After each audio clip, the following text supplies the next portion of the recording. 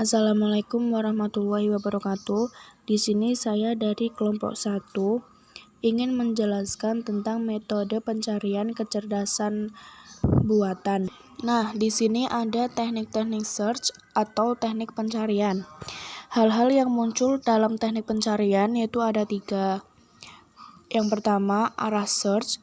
Yang kedua, topologi proses search. Yang ketiga, penggunaan fungsi heuristik untuk memandu proses tersebut. Arah search dapat dilakukan menjadi 2 metode, yaitu metode maju dan mundur. Metode maju bermula dari keadaan awal atau start stage. Yang metode mundur diawali dari keadaan tujuan atau goal stage. Topologi search ada 2 macam penggambaran problem, yaitu dalam bentuk tree atau pohon dan graph. Tree merupakan graph di mana 2 simbol memiliki paling banyak satu lintasan yang menghubungkannya. Jika graph tidak memiliki loop atau hubungan antara satu node yang berbentuk lingkaran, maka dinamakan tree. Ketika kita menginisialisasikan keadaan awal, kemudian kita juga nanti akan mencari solusinya sampai kita bisa mencapai tujuan atau goalnya. Nah, di sini ada contoh kasus pada masalah galon air. Misalnya, kita memiliki 2 buah wadah. Yang pertama kita tandai dengan huruf A memiliki 4 liter dan wadah B memiliki 3 liter. Dan di sana terdapat keran air. Kita akan melihat berapa cara yang bisa kita lakukan sehingga air dengan ukuran 2 liter di galon B. Di sini ada keadaan awal yaitu galon A dan B masih kosong. Kejadian yang mungkin untuk masalah galon air.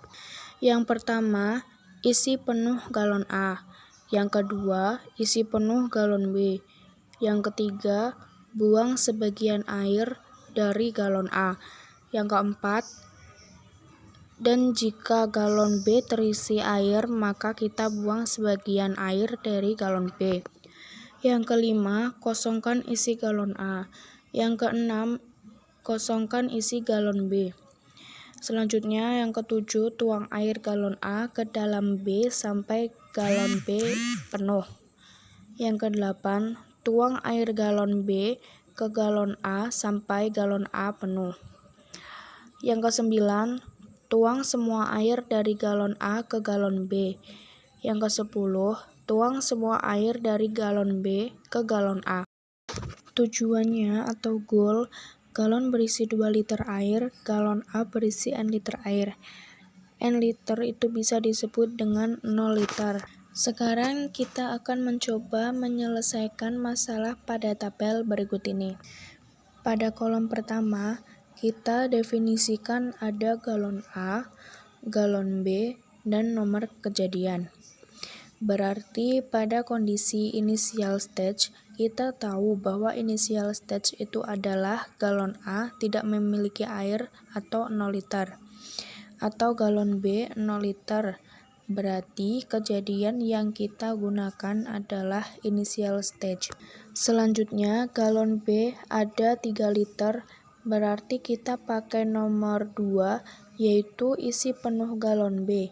Kemudian, galon A kita tuangkan dalam isi air dari galon B ke dalam galon A. Berarti kita sekarang galon A 3 liter dan galon B 0 liter. Jadi kita mengambil nomor 10, yaitu tuang semua air dari galon B ke galon A. Selanjutnya kita memasukkan lagi mengambil nomor kejadian kedua, yaitu dengan mengisikan penuh ke galon B, 3 liter di galon A, 3 liter di galon B. Selanjutnya kita mengambil kondisi yang ke-8, yaitu tuang air dari galon B ke galon A sampai galon A penuh. Kita tahu bahwa galon A penuh dengan 4 liter, sebelumnya 3 liter. Kita duakan 1 liter ke dalam galon A maka kita akan memperoleh goalnya, yaitu sekarang galon B mempunyai 2 liter. Evaluasi sebuah pencarian akan sangat kompleks.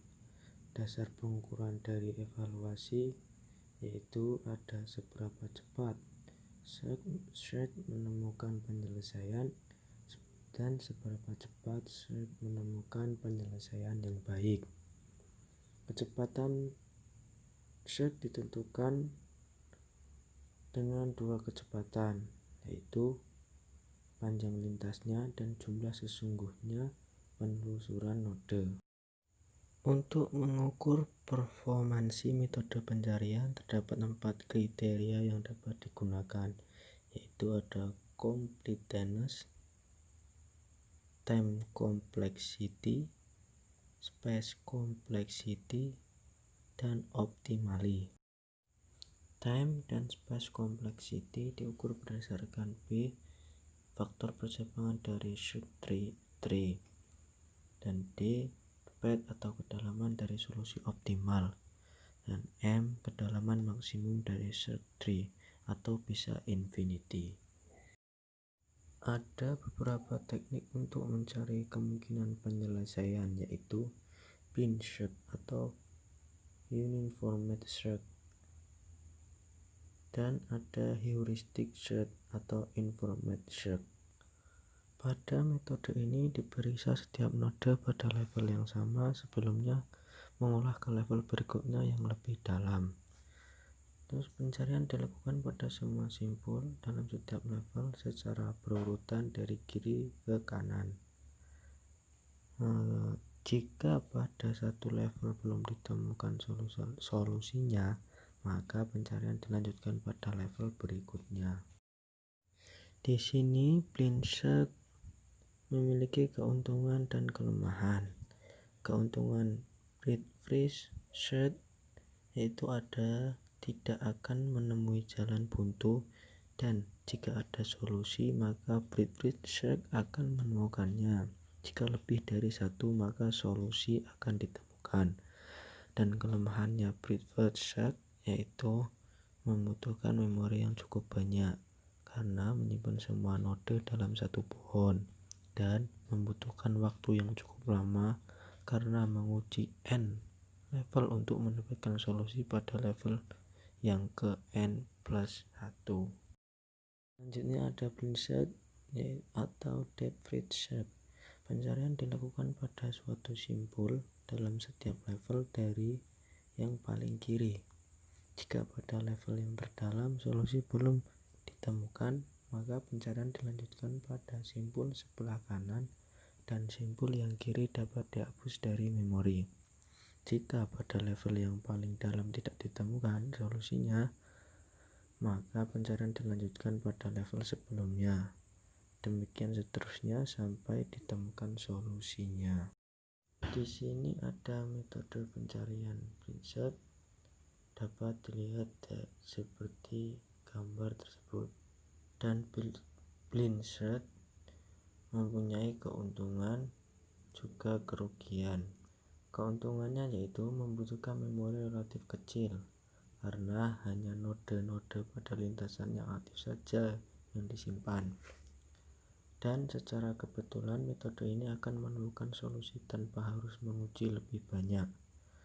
Dan adapun kerugiannya yaitu ada memungkinkan tidak ditemukannya tujuan yang diharapkan dan hanya akan mendapatkan solusi pada tiap pencarian. Kita akan melihat sifat dari depth first search ini. Tidak komplit karena jika pohon yang dibangkitkan mempunyai level yang sangat dalam atau tak terhingga, itu tidak akan menjamin kompleksitas dari metode ini. Kemudian time complexnya, kemudian space complexity-nya, terus yang terakhir yaitu optimalnya. Tidak optimal karena jika terdapat lebih dari satu solusi yang sama tetapi berada pada level yang berbeda, maka DFS ini tidak menjamin untuk menemukan solusi yang paling baik. Jadi dalam setiap level, semisal level pertama dan level kedua mempunyai solusi yang sama. Dari metode ini tidak akan mampu menemukan solusi yang paling baik. Mohon maaf, bukan tidak mampu ya, tetapi tidak menjamin akan menemukan solusi yang paling baik. Uniform Cost. Konsepnya hampir sama dengan Bradford Search. Kemudian pada uniform cost ini menggunakan urutan biaya yang paling kecil sampai yang terbesar. Jadi konsepnya hampir sama dengan Bradford Search ya. Dilakukan dari sebelah kiri dulu, kemudian lanjut ke sebelah kanan, dari proses A, kemudian ke proses B. Tapi bedanya jika kita ingin kembali ke A lagi, dipengaruhi oleh proses pembobotan yang paling kecil sampai yang terbesar. Jadi kita misal ingin melakukan proses kembali lagi ke A, kita akan melakukan atau melalui proses pembobotan yang paling kecil dulu. Jika memang dari proses itu A menunjukkan bobot yang paling kecil, maka yang didahulukan yang A dulu, kemudian lanjut ke B, kemudian lanjut ke C. Jika dari proses ini memiliki pembobotan yang sama, maka kita akan melakukan atau mendahulukan dulu yang sebelah kiri, atau prosesnya dari sebelah kiri dulu, kemudian sebelah kanan sampai ke B, sampai ke C, sampai ditemukan solusi yang paling baik atau yang terbaik. Demikian presentasi dari kelompok kami.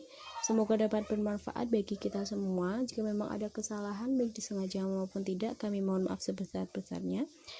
Wabillahi taufiq wal hidayah. Wassalamualaikum warahmatullahi wabarakatuh.